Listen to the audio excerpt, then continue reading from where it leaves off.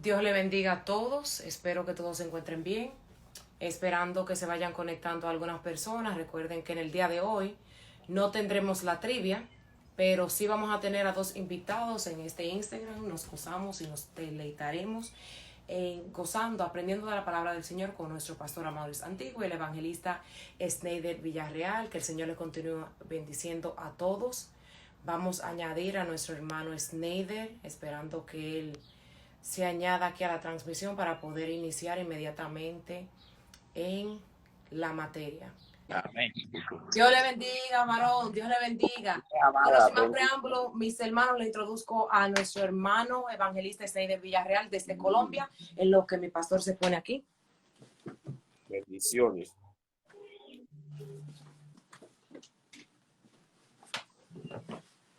Hermano, Dios me le bendiga. ¿Cómo está usted? En victoria, mi pastor Amaury. ¿Cómo está usted allá? ¿Cómo está la familia? Muy bien, estamos bien. ¿Y cómo están todos? Estamos aquí bajo la gloria del Señor, viendo la mano de Dios moverse. Qué Y bien, bueno, qué bien, qué bien, qué bien. Muy importante. ahí estamos buscando para adelante. Muy importante. Amén. ¿Y cuáles son las nuevas? ¿Cuáles son las nuevas? Bueno, pastor, no es que Cristo viene. Amén.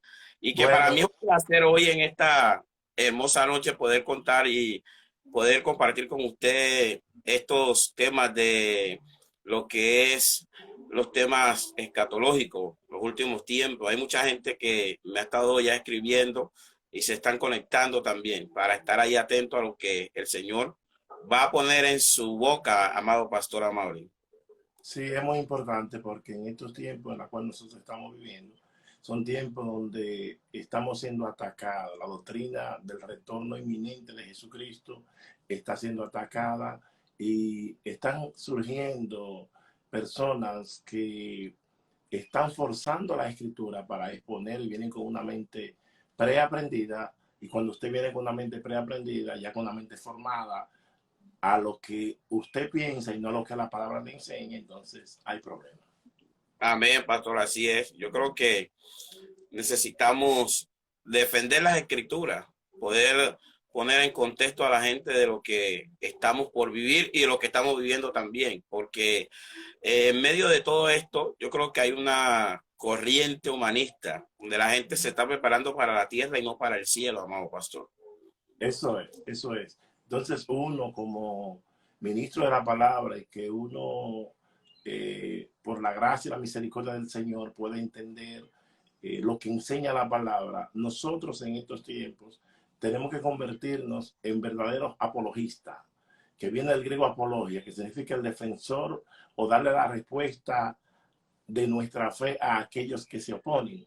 Y uno le muestra por las escrituras nuestras creencias y nuestra posición, sea nuestra posición cristocéntrica acerca de la salvación y nuestra posición acerca de su retorno inminente. Amén, pastor. Yo creo que en medio de este tiempo, cuando hay tantas corrientes y tantas voces que se escuchan en medio de las redes, necesitamos poner un fundamento, yo creo, pastor Amaury, y que la gente Sí, es pueda... muy importante. Sí, pastor. Sí, ¿Me es muy escucha? importante que sí, estamos teniendo un poquito de problema en el audio, pero se está regresando, está saliendo. No sé si usted me está escuchando bien. ¿Me escucha bien? Sí, yo lo estoy escuchando bien, sí. Ok, ahí lo escucho bien. Volviendo para atrás, el problema es que hoy no es el evangelio que nos enseñaron los apóstoles, porque nosotros, por ejemplo, yo tengo una posición que sigo la doctrina de los apóstoles, la doctrina de Jesucristo, y lo que nos enseña la palabra, y hay una posición que se está enseñando más alegoría que lo que enseña la palabra. Hay varias corrientes de pensamiento dentro de lo que llama dentro del contexto de la interpretación de las escrituras, y la alegoría no es más que un pensamiento griego para tratar de entender las escrituras y está basado en algo humanista. Y en vez de ello hacer una ortodoxia, es decir, una investigación para tratar de dejar lo que está establecido, lo que hacen una heterodoxia, tratando de negar y de debilitar lo que ya está establecido. Y cuando se cae en eso, se puede caer en falsa doctrina fácilmente.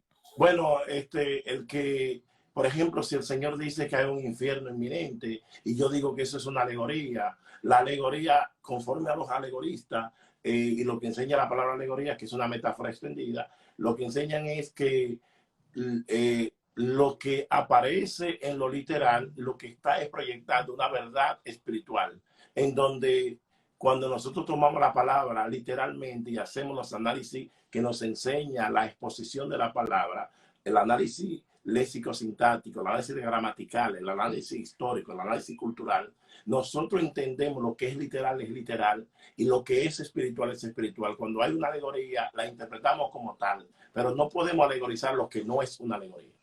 Amén, pastor, así es, no se puede llegar a ese punto, ¿no? A ese nivel. Y del tema que estamos hablando, pastor, que vamos a hablar en esta noche, hay mucha gente que está ahí inquieta por saber, y le quiero hacer pues la primera pregunta, porque sé que para que nos dé el tiempo, la hora que nos da Instagram, de poder desarrollar lo que vamos a poder compartir con los hermanos que están conectados y la gente que se va a conectar, que nos pueda rendir el espacio que tenemos. Y la primera pregunta es, ¿hay o no hay arrebatamiento, pastor Amaury? Conforme a lo que le enseña la palabra, hay arrebatamiento. Es importante que entendamos concerniente a la doctrina y a la corriente de pensamiento o a la escuela teológica y de interpretación de las escrituras y la posición es escatológica. Hay personas que creen, los postmilenaristas y los amilenaristas no creen en el arrebatamiento, creen en que Jesucristo, por ejemplo, el amilenarista cree que Jesucristo, cuando él vino a esta tierra, que él murió, él encadenó a Satanás y desde ahí el reinado milenial comenzó y es un reinado espiritual. Los postmilenaristas tienen una posición, hay varios tipos de postmilenaristas. Está el postmilenarista que es bíblico, esas son personas serias, pero hay el postmilenarista que es liberal y el postmilenarista que es preterista, postmilenarista. Ese tipo de pensamientos, hay personas serias entre ellos, hay otros que no. Por ejemplo, Juan Calvino era milenarista y otros grandes expositores de estos tiempos eran postmilenaristas o son postmilenaristas. Uno de los grandes comentaristas que hay en la palabra, que se llama William Hendrickson, es un postmilenarista y son personas serias. Ahora bien, cuando hablamos de los puntos escatológicos, nosotros diferimos. ¿Por qué diferimos? Diferimos por lo siguiente, porque la palabra del Señor nos enseña en el libro de Primera de Tesalonicenses, en el capítulo 4, el verso 17 es un punto muy importante. Dice que el mismo Dios con voz de mando, con trompeta de Dios y con voz de arcángel descenderá del cielo. Los muertos en Cristo resucitarán primero. Luego nosotros los que vivimos seremos arrebatados y nos encontraremos con ellos, los resucitados, en las nubes. Ahora bien, si no hay arrebatamiento, hermano Schneider y aquellos que me están escuchando, cuando Cristo venga, ¿dónde se van a encontrar esos muertos en las nubes? ¿Dónde? Esa es la primera pregunta que yo le hago. Segundo, en Apocalipsis 3, verso 10 nos dice la palabra que por cuanto tú has guardado la palabra de mi paciencia, no dice que nos ha de guardar de la hora de prueba que ha de venir sobre el mundo entero. No nos está diciendo de la hora de prueba que ha de venir en el mundo entero o la hora de la prueba que ha de venir, sino la hora en prueba, sino de la hora de prueba. Amén, amén. Está diciendo de prueba significa que no estamos, que cuando la iglesia venga no estará en la prueba, sino fuera de la prueba. Esa es una. Otro punto importante es que el Señor nos muestra a nosotros en su palabra que Él nos va a librar de la hora de ira. Por ejemplo, quiero leer, creo que tengo aquí un versículo, déjame ver si lo puedo encontrar rapidito. Nos dice el capítulo, primera de Tesalonicenses, capítulo 5, verso 9, nos dice, porque no nos ha puesto Dios para ira, sino para alcanzar salvación por medio de nuestro Señor Jesucristo. Los que creen que nosotros vamos a pasar la tribulación, Jesús dijo que será un tiempo, capítulo 24 del libro de Mateo, verso 7, verso 21 y verso 29, nos habla de tribulación y de gran tribulación. Y hay un detalle que nos habla claro en Apocalipsis, desde el 1 al 3, y en el capítulo 1 dice las cosas que eran, las cosas que son y las cosas que han de suceder. Nosotros debemos darnos cuenta de esos tres puntos. La que han de suceder, el Señor lo que él estaba presente viviendo, le muestra el tiempo de la iglesia en el capítulo 1 hasta el capítulo 3. Luego en el capítulo 4 de Apocalipsis, que Apocalipsis no es más que Mateo 24, más organizado, más detallado. Mateo 24 tiene muchas cosas que los preteristas nos dicen que ya se cumplió todo y tienen un asunto en donde no creen en la escatología y que todo está cumplido. Cuando Amén. Todo está cumplido conforme a ellos, lo que hace es que traen muchas confusiones. Y quiero darme a entender, yo tengo una posición premilenarista, dispensacionalista. Ahora, esa posición no significa que yo tengo que ofender al que tiene la posición postmilenarista conforme a como ellos tienen. Esas son sus posiciones. La palabra, ni mucho menos puedo obligar a que ellos tengan la posición. Esto es un asunto de creer y no forzar lo que enseña la Escritura. Porque muchas veces yo tengo una posición, pero yo forzo y saco fuera del contexto muchísimos versículos de lo que enseña la palabra. Yo creo firmemente, conforme a la palabra, que va a haber arrebatamiento. Si no hay arrebatamiento, ¿dónde Dios va a darle la recompensa a los creyentes? ¿Cómo van a suceder los juicios que va a hacer el Señor? Que van a haber unos 5 o 6 juicios. Juicio a la iglesia, juicio a Israel, juicio a los gentiles, juicio a los perdidos. Entonces, eso hay que organizarlo. Si no hay arrebatamiento, ¿cuándo se va a dar los premios o los galardones a la iglesia? Y yo creo, pastor, que Tesalonicense lo muestra claro, porque Tesalonicense dice que a la final trompeta, los muertos en Cristo resucitarán primero. Y luego los que habremos quedado seremos arrebatados para recibir al Señor en las nubes. Entonces hay gente que hoy, en medio de toda esta corriente, como usted dice, que están en lo que es el postmilenarismo, que están enseñando lo que ya el arrebatamiento no se va a efectuar y están negando algunos textos de Mateo 24. Yo creo que en Mateo 24 hay cosas que son para la iglesia y cosas que son para Israel. Es lo que yo puedo allí... cuando uno empieza a estudiar el texto de Mateo 24, hay cosas que se van a cumplir en Israel, como por ejemplo, yo digo esto, ahí dice que las mujeres oren para que no sea ni en invierno ni en día de reposo. Sabemos que nosotros como iglesia, nosotros guardamos el día de resurrección, pero los judíos hasta hoy guardan el día sábado, que es el día de reposo. Entonces, para ellos ese día no hacen nada. Entonces, para que el día de la tribulación, que yo creo lo mismo que usted cree, que la iglesia no estará en medio de la gran tribulación, para que ese día no los encuentre en un día de reposo, ni en invierno. Porque imagínense, yo me imagino un país como Israel, que es un país donde hay muchas montañas y son pedregosas, en medio de un invierno y en una persecución. Es muy difícil correr en medio de un invierno en una zona donde haya muchas rocas. Entonces creo que hay punto. Sí, otro punto importante al respecto. Observamos, la audiencia me perdona que tengo que utilizar ciertas palabras técnicas para poder entender. Por ejemplo, observamos que a través de la historia, cuando yo era un niño, un jovencito, el pensamiento que teníamos es que los judíos habían asesinado a Jesús y había lo que se llama un odio en contra de los judíos. Las personas estaban prejuiciadas en contra de los judíos. Cuando el fundador de la escuela teológica amilenarista y de la escuela teológica de la alegoría, nada más y nada menos, de la escuela teológica de la alegoría fue Orígenes, y lo que fue del siglo II hasta el siglo III, 170 y algo, hasta el 254. Luego surge en el siglo IV y siglo V el gran Agustín de Hipona, un tremendo teólogo, pero como estaba ese pensamiento, esos teólogos tenían cierto odio y ciertos prejuicios en contra de los judíos. Y ahí comenzó la doctrina premilenarista a morir. Entonces, ¿qué pasa? Que el postmilenarismo viene y surge en la edad, ya en la edad contemporánea del siglo XVIII, cuando Daniel Whitburn, un teólogo unitario y un hereje, surge con la doctrina postmilenarista. Surge y la doctrina del postmilenarismo es enseñar lo que están enseñando muchos evangélicos en estos tiempos. No andan buscando la renovación personal de la persona, que Cristo llegue y transforme a la persona o a la gente personalmente, a la sociedad personalmente, sino lo que andan es buscando la transformación de las sociedades, la transformación de todas las naciones.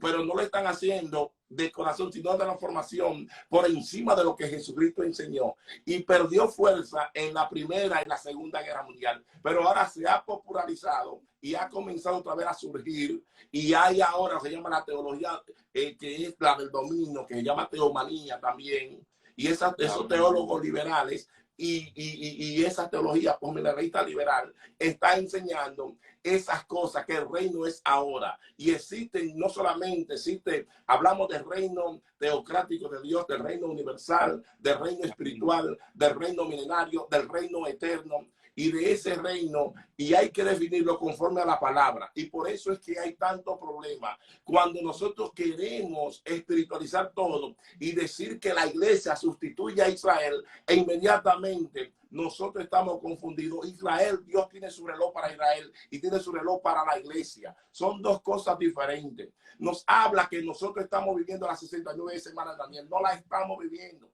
Las 69 semanas de Daniel se cumplieron cuando a Cristo se le quitó la vida, cuando Cristo derramó su sangre. Tan pronto Cristo derramó su sangre, se está viviendo un tiempo de gracia. Y el reloj de Dios está parado para la nación de Israel. El reloj de Dios comenzará a funcionar después que Cristo levante su iglesia. Entonces el reloj de Dios comenzará para aquellos que no conocen, los que se quedaron, y para el pueblo de Israel. Y habla del pacto, habla de la confirmación del pacto, y habla de todas esas cosas. Y es muy importante conocer la historia, que muchos están explicando las 69 semanas, las 70 semanas, debo decir también, para Israel, donde el gran teólogo llamado Robert Anderson, Sir Robert Anderson, en el siglo XIX, es el primero que interpreta el asunto de las 70 semanas de Daniel. Es importante que entendamos eso, el reloj de Dios, que habla el Señor, y tenemos que mantener la diferencia en lo que es la segunda venida de Cristo y lo que es el arrebatamiento de la iglesia. E inclusive, para darle la palabra a usted, sí, pastor. Segunda de Corintios capítulo 11, Pablo habla que conozco a un hombre, no sé si en el espíritu, no sé si en la carne, pero yo conozco a tal hombre que fue arrebatado, y dice 2 veces, dice al cielo y después al paraíso.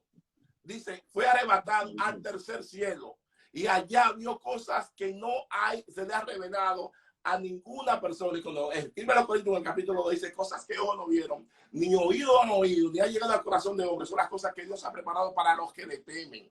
Habla de ese viaje al cielo. 7 años va a durar la iglesia. Nos habla de 7 años, porque esos 7 años, si usted lee cuidadosamente la palabra, en segunda de Crónicas, capítulo 36, y el libro de Levítico, capítulo 26, nos damos cuenta por qué el pueblo de Dios es llevado cautivo a un lugar llamado Babilonia, porque transgredieron el año que se llama el año sabático, conocido como el Shemitah también. Este año sabático se violó, y al violar ese año, ellos tuvieron que durar 70 años para darle descanso a la tierra de Israel. Por eso usted observa que en el año del jubileo de estos tiempos, en el 48, la tierra de Israel comienza a regresar a Israel, porque conforme a la palabra, en lo que se llama el año del jubileo, quedan 49 más 1, es el que tenía deuda y el que estaba fuera, que estaba esclavizado, disperso de su familia, tenía que regresar a su tierra. Es decir, que estamos cerca de que Cristo regresará, hermano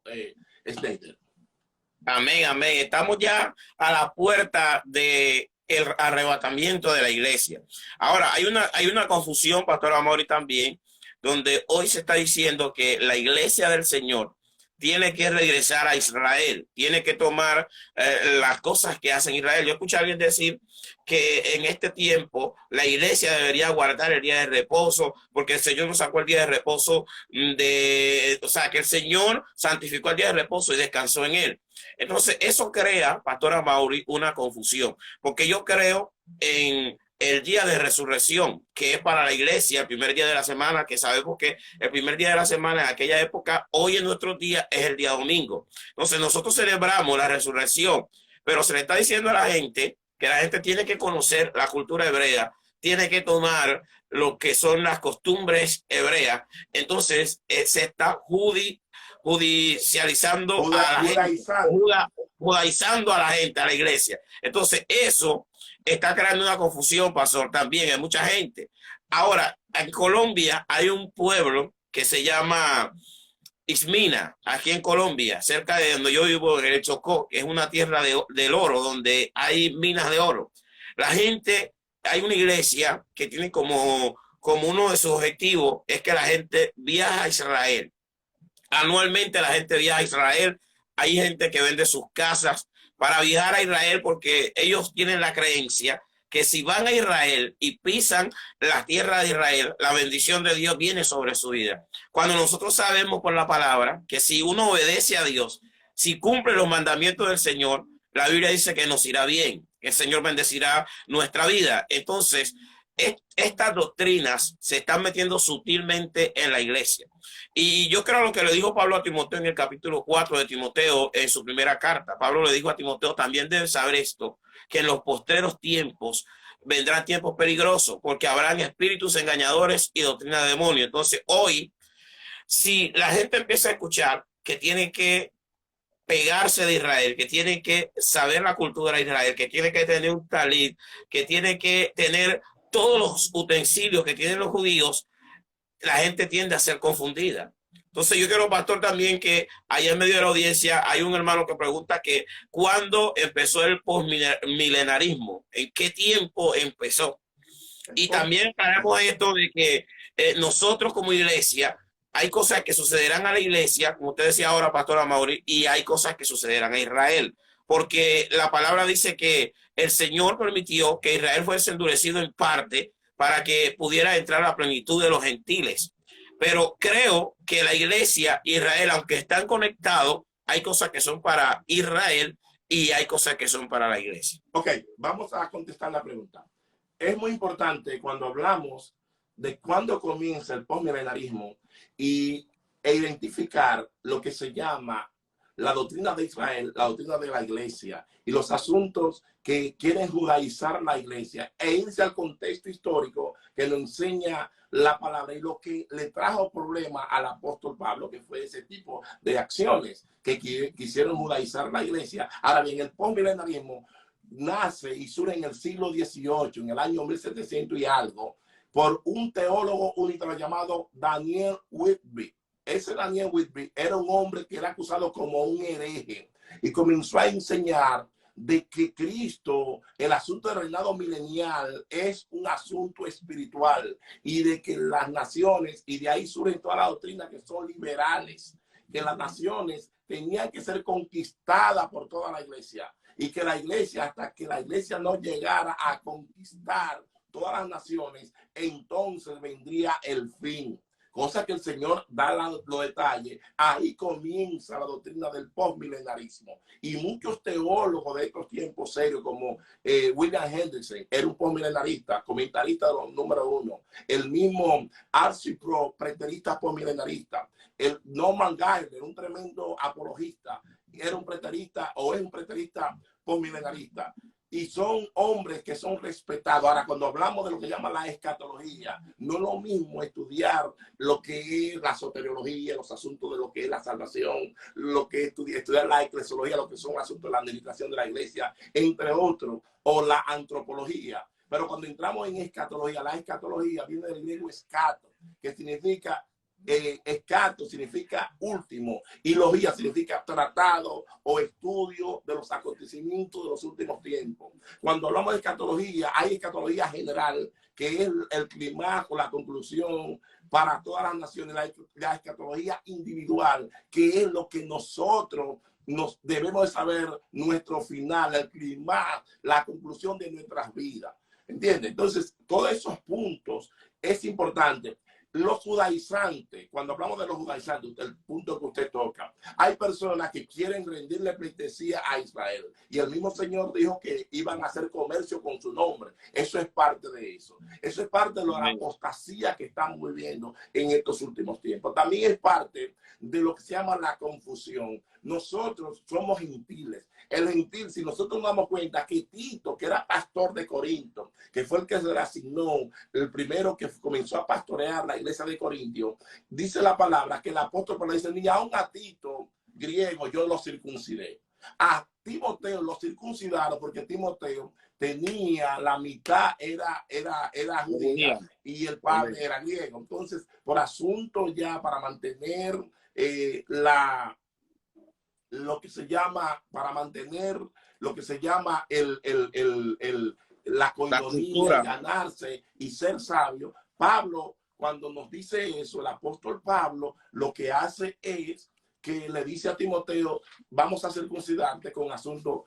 Pablo ya no estaba en asunto de que derraparse el pelo, ya no estaba en asunto de esa cosa. ¿Qué hizo Pablo? Para ganarse a los judíos, él hizo eso, porque él era un judío, y dice, y cuando él reclamó su apostolado, dijo, yo soy judío de judío, yo soy de la tribu de Benjamín, circuncidado al 8º día, y comenzó a mirar todas las cosas que él había ganado como pérdida, y lo dejó atrás. Cuando nosotros venimos a este camino, si tú eres judío y tú quieres guardar el sábado, nadie va a dejar de llegar al cielo por guardar un día. Si el sábado tú quieres santificar, santifícalo. Porque Pablo en Romanos 14 nos da los detalles del que quiere guardar un día. Eso no hay problema. Ahora lo que hay problema es darle más importancia a la tierra de Israel que darle más importancia que a Jesús.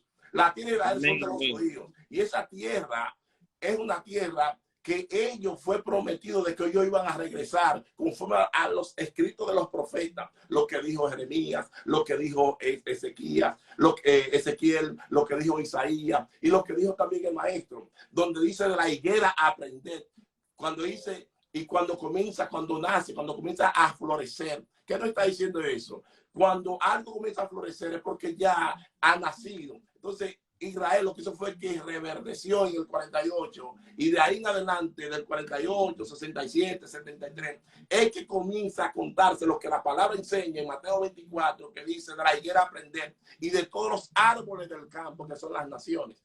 Eso significa eso, pero no podemos llegar a tratar de judaizar a una persona que es gentil, que no tiene nada que ver con la cultura judía, que lo único que tiene que ver con la cultura judía es lo que nos enseña Jesucristo y lo que está concerniente a la salvación y lo que concierne a usted santificarse. Pablo enseña claro y dice, no es judío el que lo es externo. Y lo dice, no está salvo y tampoco lo es el que es la descendencia de Israel, sino el que viene por la promesa. Ahora hay que ver de qué tribu usted es, hay que ver de qué tribu yo soy. Ahora yo soy la promesa conforme al pacto que Dios hizo con un hombre llamado Abraham. Y le dijo a Abraham, en ti serán benditas todas las naciones. Y por eso, por ese hombre que se le prometió la salvación, ahí podemos hablar y caer también en el tema de que la iglesia será levantada. Y la iglesia no es parte de Israel. Le dio un pacto a la iglesia de Israel, le dio un pacto de lo que se llama de tierra, confirmando de rey. Cuando dice el pacto davídico, el pacto palestino, el único pacto que es condicional en el pasado, llama el pacto mosaico. Amén, amén, amén. Tremendo, pastor. Dice un hermano que el amilenarismo, o sea, mi hermano. Sí, amilenarismo. Sí, fue que puse una R, eso no hay problema, entendí. Amén. Bueno, pastor, y hay algo tremendo, y es que... Es lógico, perdón que le interrumpa, varón, que sí, en la rápido se le va algunas palabras, pero gracias por la corrección, es amilenarismo, sí. No, sino que él dice que quería entender lo que era el amilenarismo, entonces es lo mismo. Ya usted él quiere saber del amilenarismo, ¿cuál es la pregunta? Sí. Porque yo entendí, la pregunta que el amilenarismo fue fundado por San Agustín de Hipona, fue el hombre que estableció en el siglo IV después de Cristo. Él me preguntó por milenarismo, yo le expliqué por milenarismo. El milenarismo está basado en la doctrina de lo que llama la alegoría. Y la alegoría era con un pensamiento griego, tratar de tener ese pensamiento griego para entender lo que se llama la palabra de Dios. Y en vez de hacer una ortodoxia, es decir, de hacer una investigación exhaustiva para dejar lo que está claro, ellos hacían era una heterodoxia. Significa que trataban de debilitar lo que ya está establecido para tratar de exponer algo nuevo, lo que se está haciendo ahora. Amén, pastor. Entonces yo quiero decirle a la gente que está conectada, comparta la transmisión para que otros también sean bendecidos. Y definimos que la iglesia, lo que el pastor nos está explicando ahora, la iglesia, aunque hace parte, porque la Biblia dice que fue injertada en el origen original que es Israel, pero son dos pueblos, que de los dos se hizo uno, pero cada quien tiene su cultura. Dios es transcultural, ¿no? Entonces los judíos son independientes de la iglesia. Hay acontecimientos que vendrán a los judíos que la iglesia no va a pasar. Entonces, eso hay que tenerlo claro, Pastor Amaury, porque es importante, antes de pasar al otro punto, hay que ver cómo nace el pueblo judío y cómo nace la iglesia. La iglesia nace en Pentecostés y es el conjunto de naciones, de pueblos, de lenguas. Por eso el día de Pentecostés es que vemos la manifestación de todas esas lenguas. Por eso vemos el día de Pentecostés la manifestación de diferentes lenguas que hablaban de diferentes, Ponto, Capadocia, todas esas personas hablaban lenguas, no eran lenguas angelicales, sino eran lenguas humanas. Y vemos cuando nace Israel. Israel nace con la promesa que se le hace a un hombre llamado Abraham. Y ese patriarca tiene un hijo llamado Isaac. Y luego esos ese hijo de Isaac, que tuvo dos, pero ese hijo, el que fue tomado por la promesa, llamado Jacob, se le cambia el nombre y se le pone Israel, que significa aquel que se une al lado de Dios, que como tú te unes al lado de alguien, tú eres testigo de él. También se conoce como testigo de Dios. Son dos paralelos muy diferentes y son dos pueblos diferentes que al final de la jornada es que se van a unir. Inclusive, pero eso te voy a dejar para no abarcar tanto. Amén. Más preguntas. La segunda pregunta, Pastor Amaury. La segunda venida y el fin del mundo tienen algo que ver. La segunda venida y el fin del mundo tienen algo que ver, están relacionados, ocurrirá en un mismo día. ¿Qué va a pasar en la segunda venida de Cristo y con relación al fin de los tiempos? Ok. Cuando nosotros estamos separando lo que se llaman los acontecimientos escatológicos o proféticos, nos damos cuenta, en primer lugar, la segunda venida, que es un acto diferente a lo que es el arrebatamiento. Cuando Cristo venga en la segunda venida, dice la palabra que vendrá con todo su ejército, Apocalipsis 19, y vendrá montado en un caballo blanco, y habrá un conflicto sin igual, en la cual se conoce como el conflicto, la batalla de Armagedón, que no es más que una secuela de batalla, que no es una sola, sino una secuela de batalla. Y cuando los países del eje del mar que se conocen, a China, Corea del Norte, Irán, y también se conocía como Irak, pero esos países, los países del Oriente, y ellos van a unirse a tratar de destruir a Israel y van a unirse con el anticristo. El anticristo. Entonces Cristo vendrá y le pondrá fin. Recuerde que el inicio del fin comenzará, el inicio del fin, cuando Cristo arrebate a la iglesia. 7 años allá en el cielo y 7 años aquí en la tierra de tribulación. Luego, cuando Cristo arrebate la iglesia, dice Daniel que bienaventurados aquellos que lleguen a los 1235 días, dice Daniel. Habla de 1200 o de 1335 días, me parece. 1335 días. 1335. Habla cuando Cristo venga, él organizará su ejército, o quiero decir, su gobierno. No es el fin, pero sí se terminará el tiempo del dominio del pecado aquí en la tierra. Jesús establecerá un gobierno, le llama el reino milenario, que es el inicio de la eternidad. Y luego de ese gobierno, de ese reino milenario que durará 1000 años, y su capital será Israel. Y es ahí donde dice que a nosotros la iglesia nos hará rey de reyes y señor de reyes y sacerdotes, en donde nosotros literalmente tomaremos esa posición y él será nuestro rey. De ahí, luego que suceda eso, entonces viene una rebelión, que el diablo será suelto conforme a ellos. A Satanás fue suelto. Los amilenalistas dicen que Satanás fue suelto, perdón, fue amarrado en el cielo cuando Cristo pagó el precio. Pero que de ahí en adelante, que cuando tú vienes a Cristo, ese se llama el comienzo del reino milenial, que no es así en el reino milenario. Es así, claro, no es una herejía. Porque el diablo sigue haciendo su estrago aquí. Así entonces, sigue. En el reinado del milenio, cuando pase el reinado milenario, comenzará entonces, se levantará un punto muy importante, que se levantarán muchas personas y estarán en contra de Jesús. Entonces después de eso vendrá ya el juicio. Pero en sí, cuando Cristo regrese, van a faltar 1000 años ya para el fin.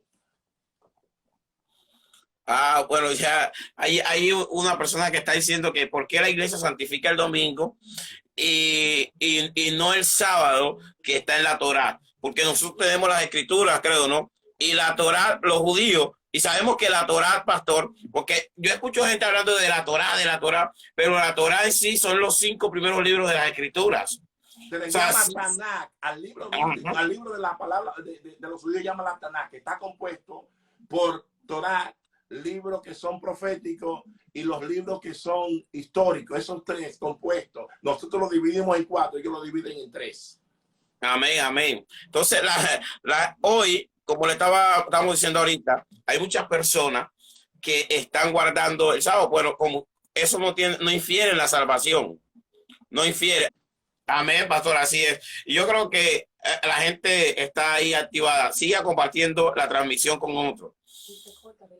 Mire, dice este varón que sea extraterrestre. Yo creo en lo que la palabra dice, Pastora Mauri, que hay demonios y hay principados, potestades y gobernadores de las tinieblas, que hay cosas que los medios empiezan a meter a la gente, pero todos sabemos que es una preparación para cuando el rapto de la iglesia sea efectuado, el arrebatamiento se efectúe, se puede tener una teoría que qué fue lo que pasó, porque no habrá una explicación científica para el arrebatamiento, porque la Biblia dice que el hombre, para poder discernir las cosas espirituales, tiene que ser espiritual, porque el hombre carnal no percibe las cosas que son del espíritu. Y hay gente que en este tiempo, aunque tiene mucho tiempo de ser cristiano, no está percibiendo el tiempo en el que estamos viviendo, porque hay gente que va a una iglesia cristiana, pero no tiene intimidad con Dios. Así mismo No tiene intimidad con el Señor. Entonces, cuando uno tiene intimidad con Dios, uno sabe que lo que está en las escrituras es verdad y que Dios no retarda su promesa como algunos la tienen por costumbre. Hay cosas que un cristiano empieza a vivir una vida cómoda, deja de buscar a Dios, deja de estar en oración, porque la gente va a la iglesia muchas veces y consume, pero en sí no tiene una relación con Dios. Entonces, cuando vemos que empiezan a venir los tiempos finales, hay una palabra que a mí me impactó y es Apocalipsis capítulo 1, cuando Juan dice que él estaba en el Espíritu en el día del Señor. O sea que el día del Señor encontró a Juan estando en la posición correcta y en el nivel espiritual correcto, porque él estaba viviendo en el Espíritu.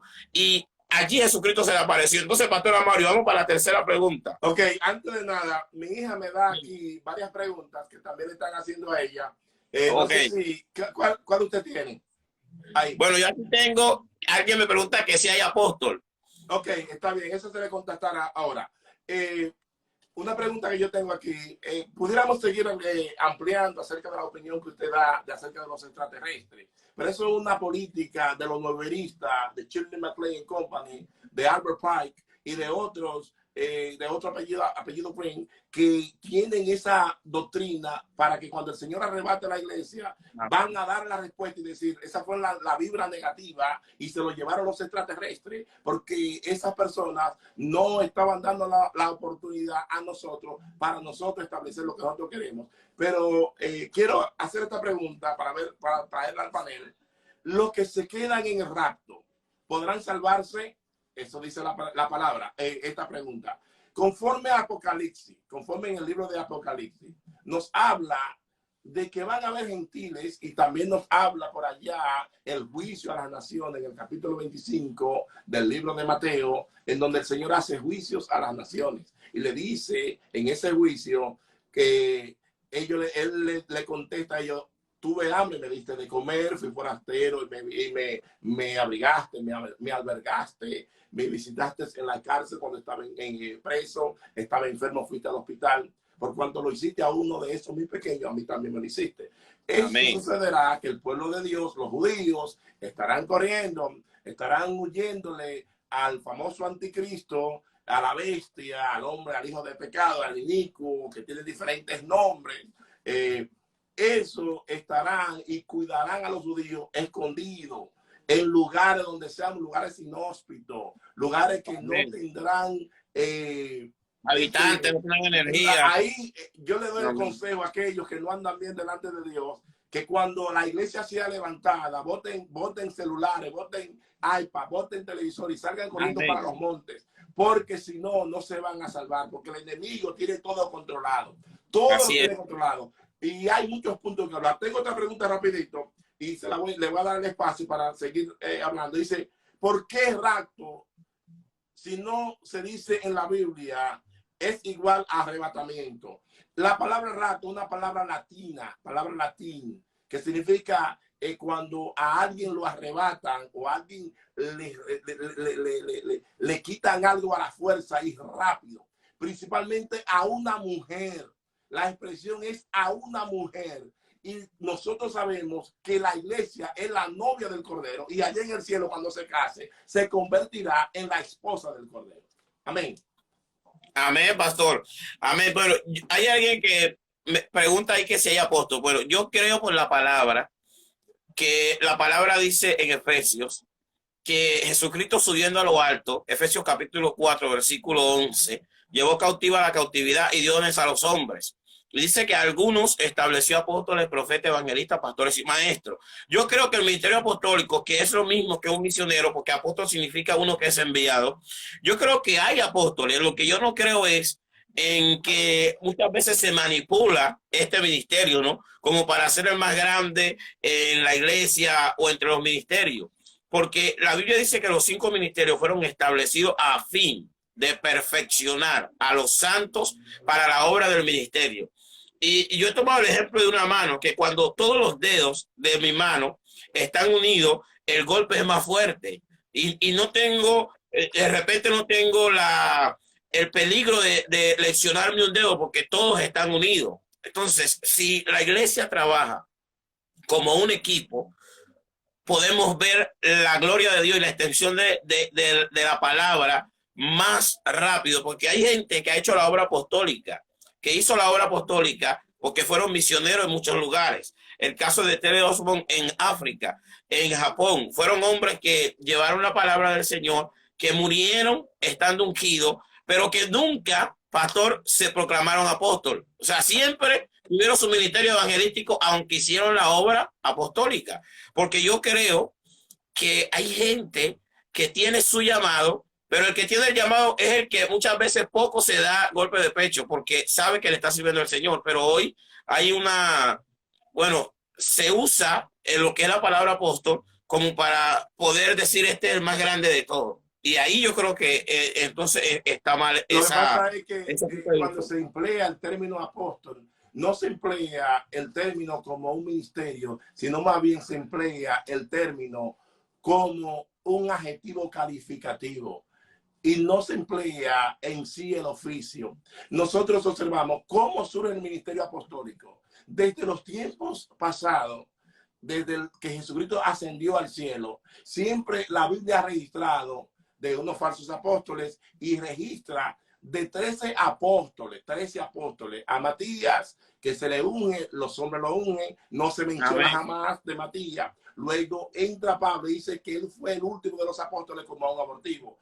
Desde ese entonces nadie hablaba de apóstol hasta el año 2000, cuando se hizo la cumbre apostólica, en donde los que pusieron la raíz de lo que se llama el ministerio apostólico. Yo creo en el ministerio apostólico 100% en lo práctico. Lo que no creo en la manipulación que fue creado por Peter Warner, entre otros, Marilyn Hickey, entre otras, y crearon eso en la cumbre apostólica. ¿Para qué? Para tratar de buscar otro tipo de manipulación. Y de ahí fue que cogió fuerza lo que se llama la apostasía en medio de la iglesia, que fue en los 80 que comenzó a echar sus raíces. En los 80, que voy a ahorrar los nombres ahora para no tratar de traer más conflicto, pero sí creo 100% en el ministerio apostólico, en lo práctico, no es asunto de título. Creo en el apóstol 100%, pero entendamos que el Señor está quien da, dice, y él mismo constituyó Jesús. Ahora, tú tienes que darte cuenta si Dios te ha constituido apóstol o fue el hombre.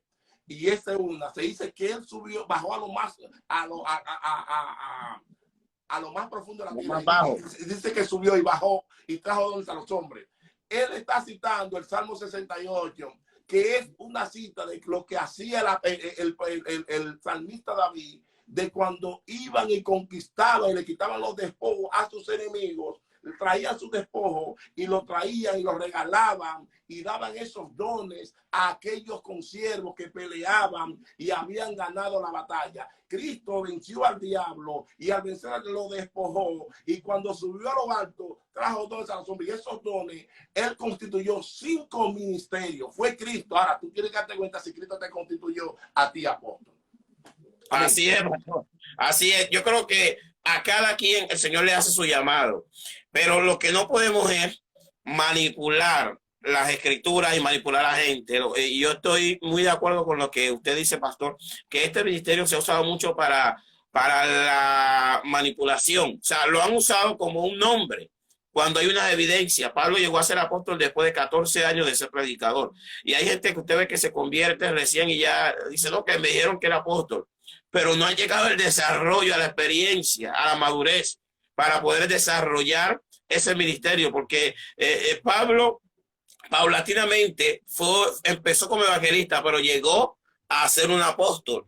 El tiempo, las experiencias que tuvo con Cristo, la experiencia que usted citaba ahora de Corintios 12, que él dice que fue llevado un hombre, no sabe si en la carne o en el espíritu, pero fue llevado al tercer cielo, donde escuchó palabras inefables que no le son dadas al hombre poder escuchar.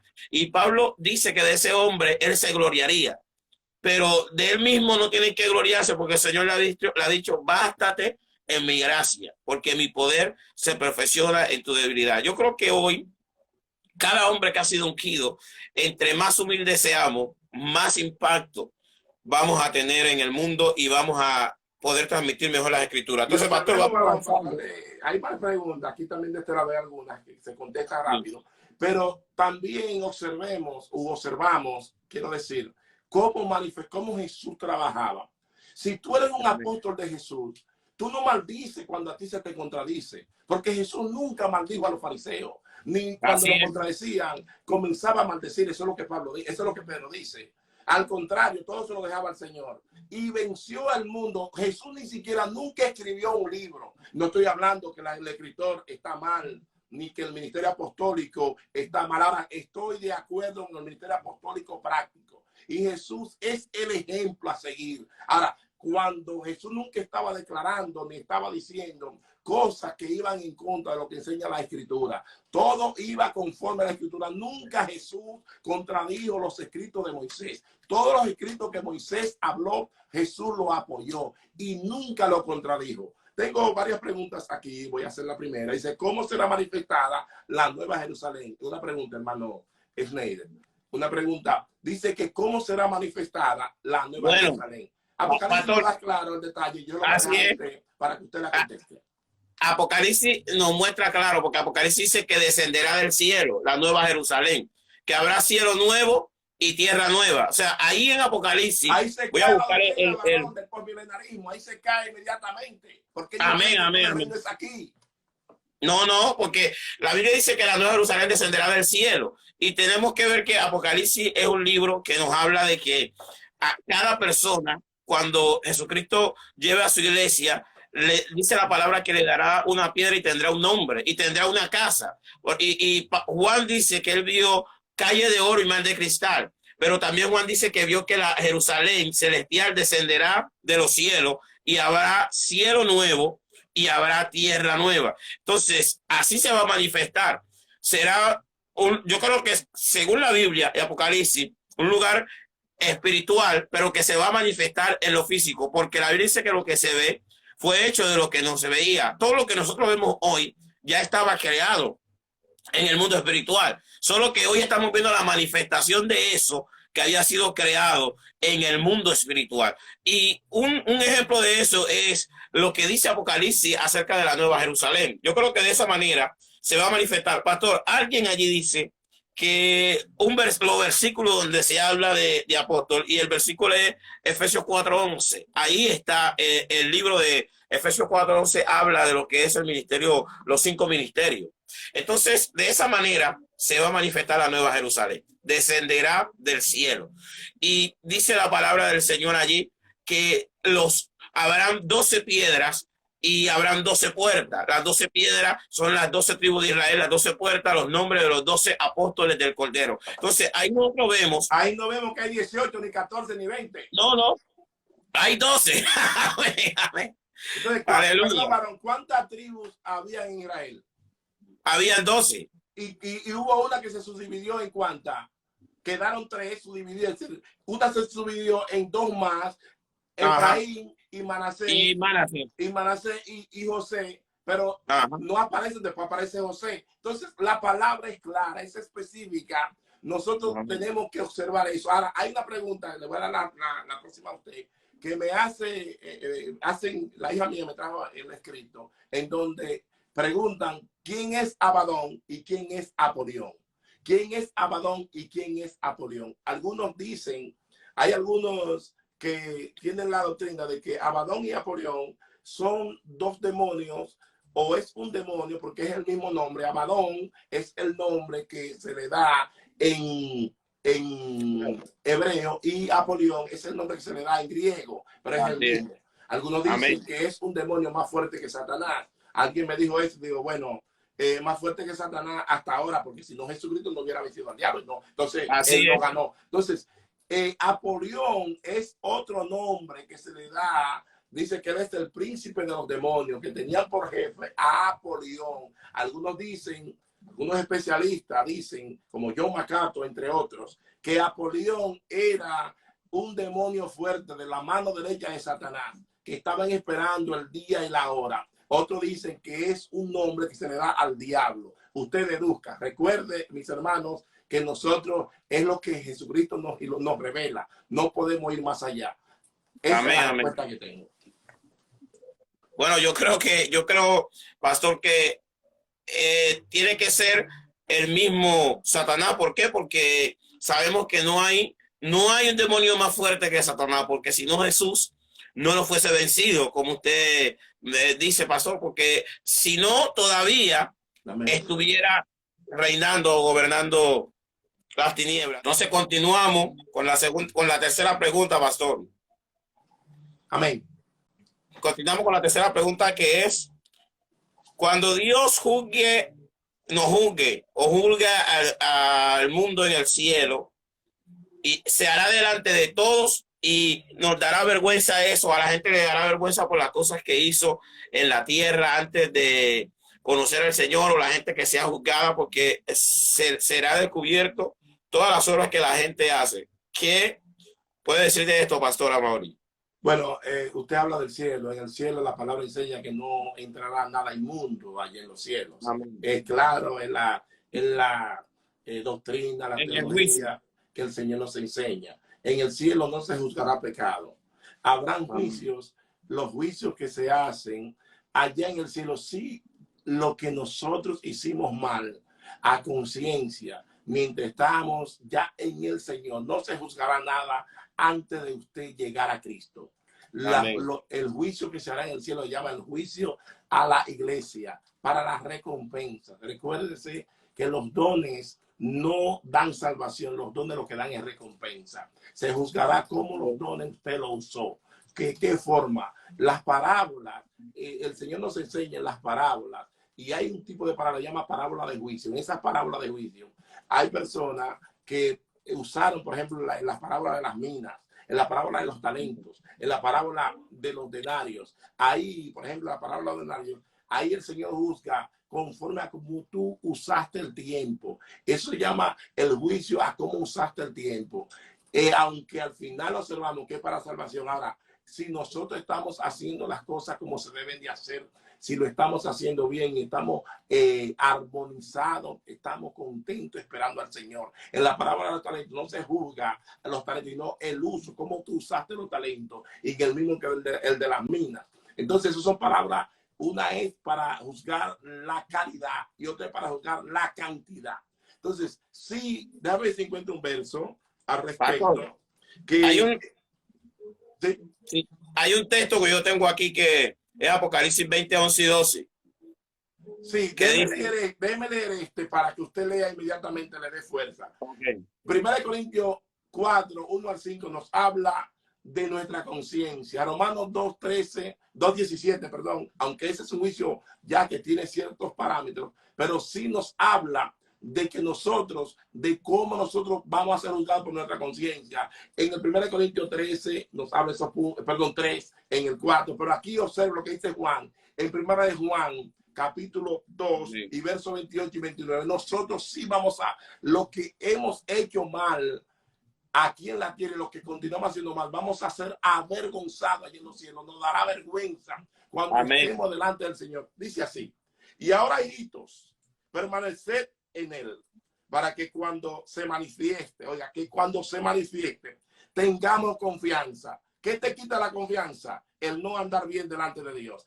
No te quita, tú no estás seguro porque tú sabes que tú andas mal. Cuando tú andas mal en tu hogar, tú sabes claramente que tú no quieres ser visto. Eso te puede avergonzar. Y dice, para que en su venida no nos alejemos de él avergonzados.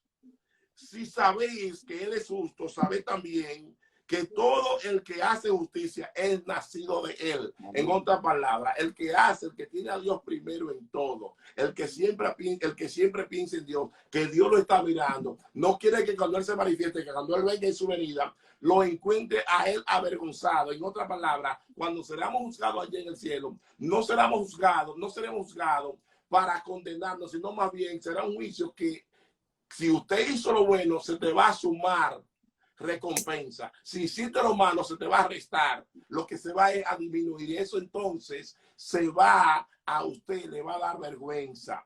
Por ello usted tiene que saber, por ejemplo, hay tipos de corona, por lo menos hay 5, son más de 5, son 7 u 8, pero hay 5 tipos de corona que a nosotros nos habla de esa corona. Por ejemplo, la corona de gozo, que es aquello, dice que está preparada para aquellos que aman las almas. La corona de justicia, para aquellos que aman el regreso de la venida de Cristo, el regreso de Cristo. Está la corona de los pastores, que le llaman esa corona de los pastores. Dice que el príncipe de los pastores, el 1 Pedro 5. Está la corona también de la corona de vida, que está preparada para aquellos que están dispuestos a morir por el Señor. Está la corona incorruptible, que es la corona para aquellos que sacrifican sus pasiones y sus deleites con tal de agradar a Cristo y mantenerse puro para Cristo. Siga, lea ahora, varón.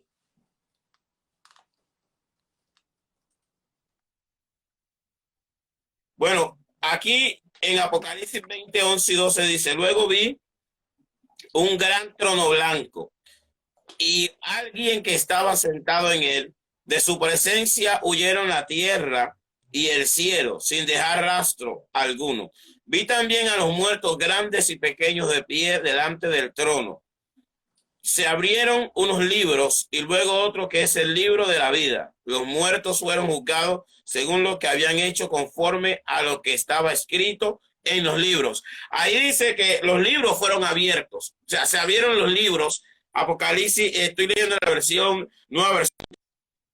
Dios dice que los libros fueron abiertos, pero también hubo otro libro, el cual es el libro de la vida. Pero que los muertos fueron juzgados conforme a lo que estaban escritos en los libros. Pero allí uno mira que se abrieron, pastor, libros, pero dice que también se abrió el libro de la vida. O sea que podemos decir que hubo gente que allí en medio de ese juicio, hubo gente que fue juzgada para condenación y otros para salvación. Porque dice que fueron juzgados. Discúlpeme que difiera con usted. Recuérdese que van a haber varios tipos de juicios. El primer juicio, el juicio a la iglesia. Pedro dice, es necesario que el juicio comience por casa. Y si la iglesia con dificultad se salva, en otra palabra, el justo con dificultad se salva, ¿a dónde parará el impío y el pecador? Ese será el último juicio, que es el juicio, famoso juicio del gran trono blanco. El caso por cual el libro de la vida estará ahí es para confirmar, porque Dios es un Dios justo, confirmar del que esté inscrito. Entonces él estará confirmando, estará mirando las obras de la persona, pero ya para testificar y ver que él es justo y es un Dios de justicia, él va a buscar, pero no se encuentra aquí fuera. Pero no que yo, y será para confirmar, para ver quién está o no lo está. Dios sabe que no van a estar, inclusive van a haber unas 8 resurrecciones. y la última es la de condenación. Habrán 7 resurrecciones que es para salvación y después te la contestaré. Amén, pastor.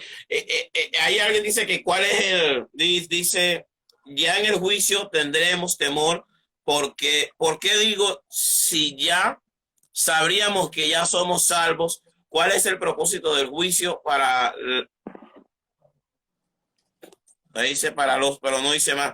Entonces yo creo, pastor, en algo, que aquí dice que el que no, dice Apocalipsis 20:15, el que no salió escrito en el libro de la vida, fue lanzado al lago de fuego, que es la muerte segunda. Entonces, amén, cuando nosotros vemos eso, usted dice algo y yo creo que comparto esa posición con usted, que Dios es tan justo que ahí en medio del juicio del gran trono blanco, el Señor está mirando y el que esté escrito en el libro de la vida pasa para salvación. Pero ahora la pregunta es, el juicio del gran trono blanco se hará después de la gran tribulación, después de que el Señor venga con los justos en su segunda venida. ¿Sí o no? Es lógico, o sea, que va después, pero conforme a como enseña la palabra sí, enseña los juicios. Primeramente, tengo que ir por parte. Amén. Cristo viene, yo soy un premilenarista, creo literalmente a lo que enseña la palabra, no asunto de alegoría, sino lo que enseña literalmente la palabra. A mí literalmente Dios me libró a mí del infierno y me libró de la muerte. No es un asunto de alegoría ni de pensamiento. Es algo que el infierno existe. Literalmente existe el infierno. Porque habla claramente y hay el testimonio fidedigno e indubitable de que la existencia del infierno es real y de que la existencia del cielo también es real.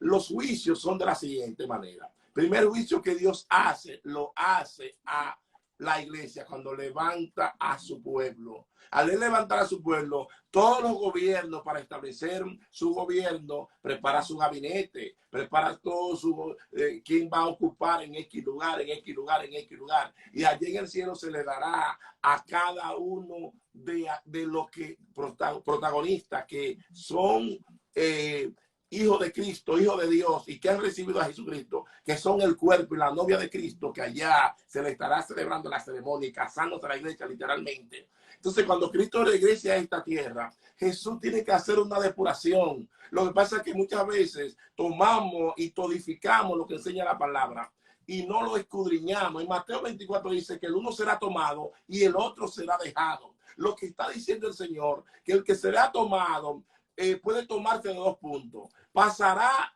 al reinado milenario o pasará o lo matará el Señor porque se dejó sellar del anticristo y no sufrió por causa de Cristo. Entonces esa persona va a pasar. Ahí hay el juicio a las naciones, el famoso juicio de Mateo 25. También habrá un juicio para Israel que nos dice en Ezequiel capítulo 20 que él quitará y pondrá aquellos que son ovejas, aquellos que son cabras, y porque hay judíos que porque sean judíos son más malos que el mismo el diablo. Usted no sabe. Hay judíos que son malísimos. Entonces Dios no va a juzgar a nadie que porque es judío que se salvó. Entonces cuando Cristo regrese, hará un juicio a los judíos.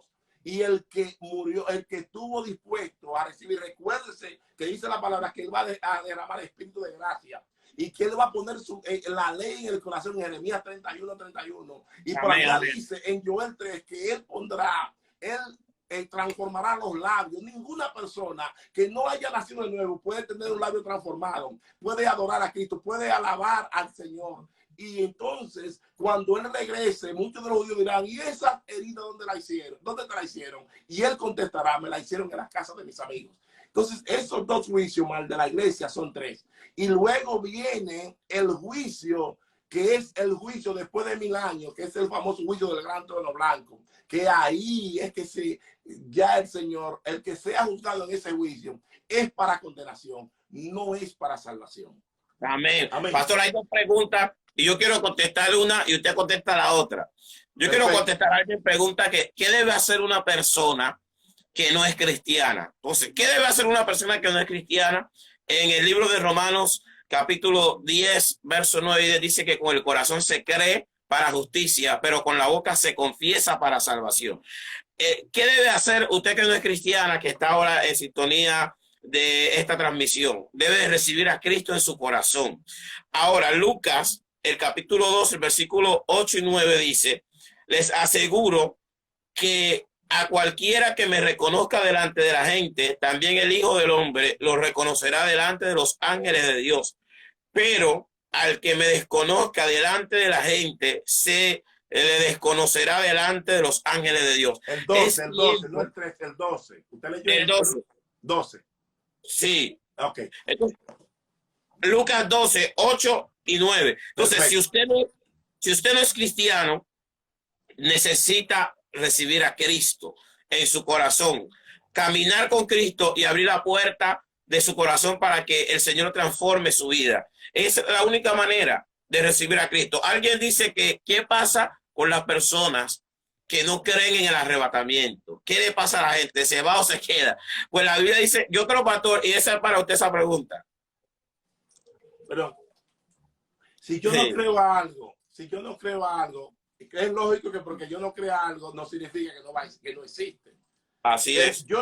Si tú no creas el arrebatamiento y tú quieres pasar tu tiempo en la hora de prueba que has de venir sobre el mundo entero, en la hora de la ira, recuerde que el día del Señor no es uno solo, es una secuela de días que Dios tiene. Entonces, ese será el día, la angustia de Jacob. Esa angustia de Jacob que habla el capítulo 30 del libro de Jeremías, el que se queda, no ama el arrebatamiento, lo que quiere es pasar la tribulación y, como dicen los americanos, good for you. Bien para ti.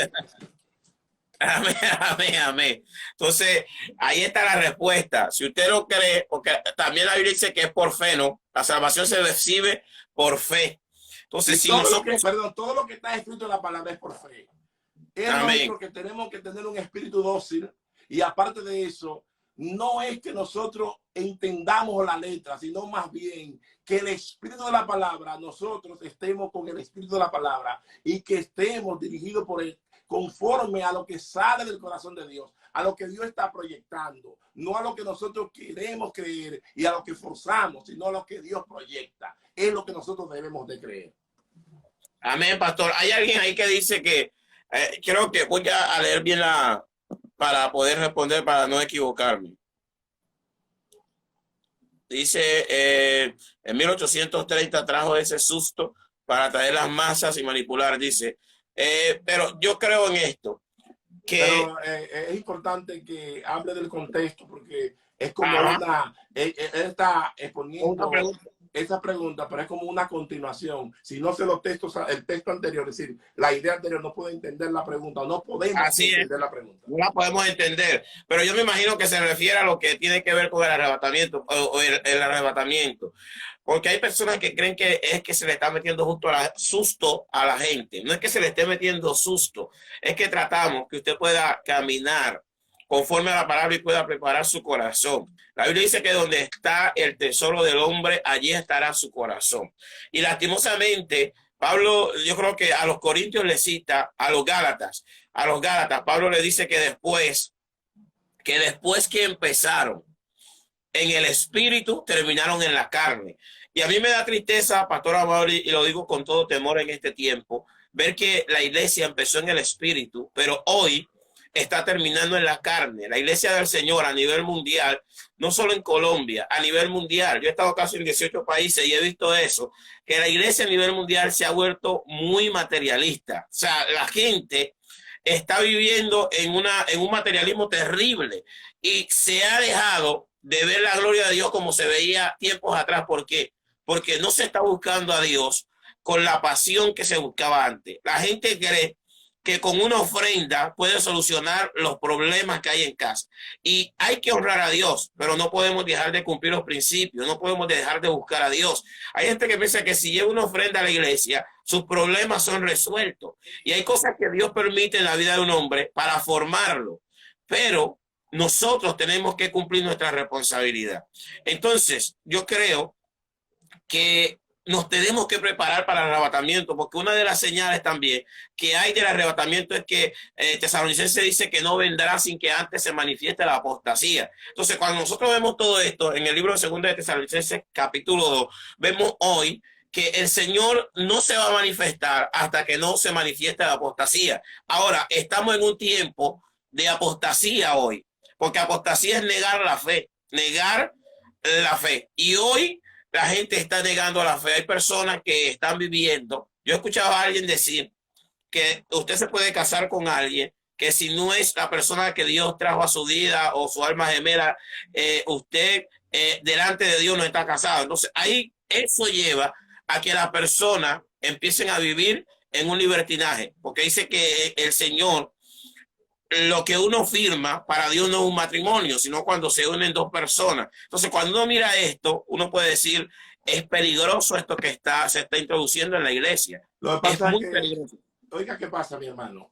Tenemos que observar lo que está sucediendo. Por ejemplo, el fundador de lo que se llama el mormonismo, la Iglesia de los Santos de los Últimos Días, fue Joseph Smith. Y este hombre se cimentó en lo que estaba enseñando Guillermo Miller y lo que estaba enseñando también la homóloga de él, la compañera de él, que era Elena de White. Entonces, Miller se retiró porque se dio cuenta que la escatología que le estaba enseñando no estaba bien, porque había puesto mucha fecha para el regreso del Señor.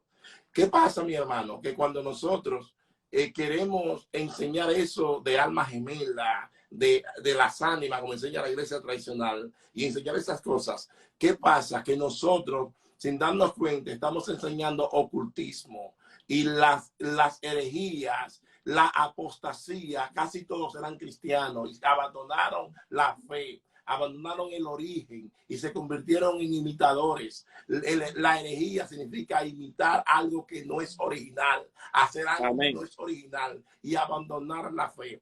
Por ello que observamos tanta apostasía y tanto problema. ¿Dónde consiste el problema de la apostasía de estos tiempos? Consiste, voy a ser más directo, ahora mismo, como estamos trabajando a nivel cibernético del internet, cualquier persona se levanta y pone una palabra bonita y comienza a buscar seguidores, a buscar like y a buscar, como dicen por ahí, sonido. Lo que anda buscando, no presentar a Cristo, sin saber, hablando muchísimas sandeces, cosas que, como dijo el apóstol Pablo, dice, es necesario tapar la boca, como le dije a Tito allá, que se le hiciera a los cretenses. Hablan cosas que no entienden, hablando un sinnúmero de cosas que no son reales.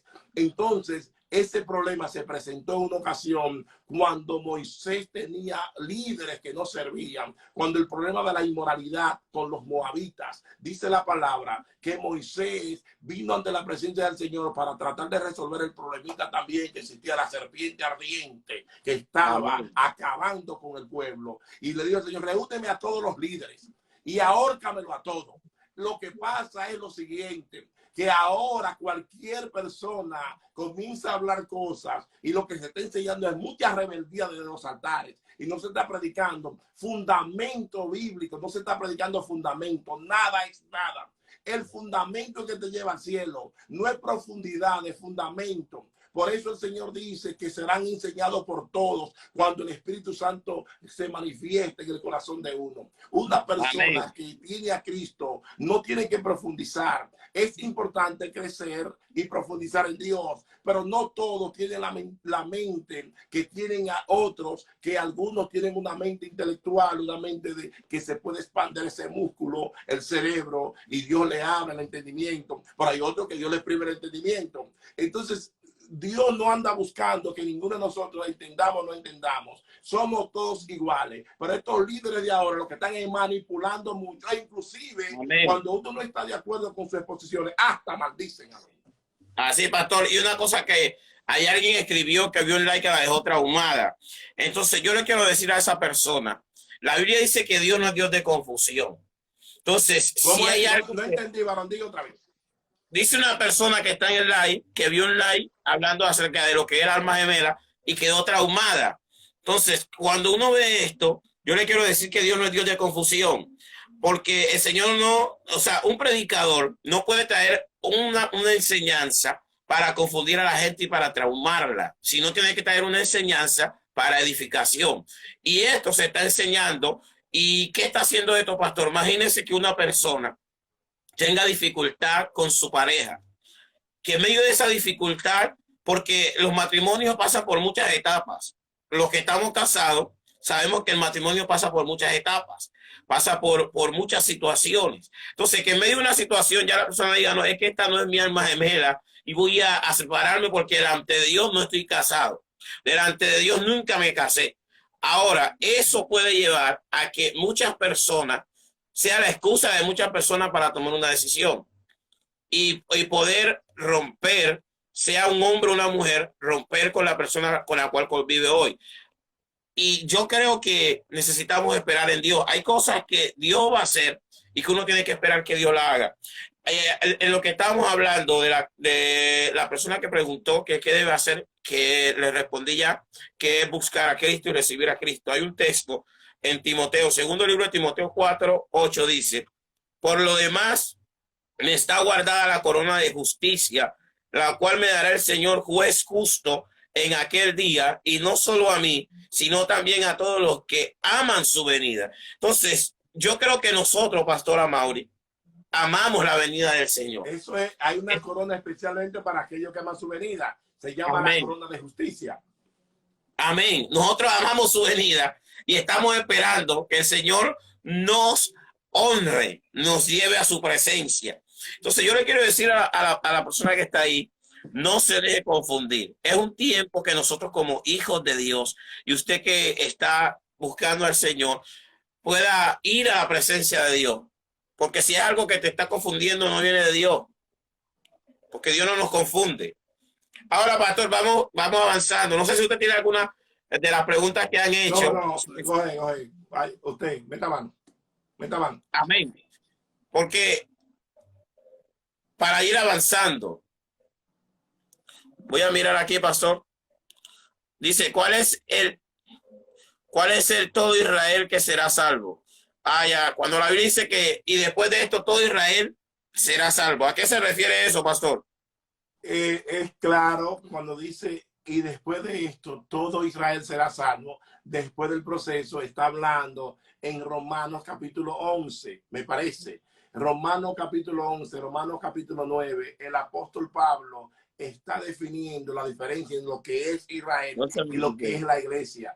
Cuando la iglesia sea levantada, entonces Israel, el Señor comenzará su programa. Pero nosotros nos damos cuenta que Pablo da ciertos detalles para que nosotros no ignoremos y entendamos que Israel hay que tenerle su respeto y hay que tenerle su lugar. No es que la iglesia tomó el lugar de Israel. Entonces cuando dice que después de esto todo Israel será salvo, es cuando Israel se arrepienta de su pecado, cuando Israel recuerde que la razón por la cual Dios llevará a Israel a la tribulación es para que en ese momento, en el tilixi de Dios, en la tribulación de Dios, ellos no tengan otra alternativa cuando estén contra la espada o la espalda y la pared. Ellos, la única alternativa que tienen es de arrepentirse y reconocer a Jesucristo como su Señor y como su Salvador. Entonces, ¿qué viene ahí? Después de esto, todo Israel será salvo. Cuando ellos se arrepientan y reconozcan a Mesías.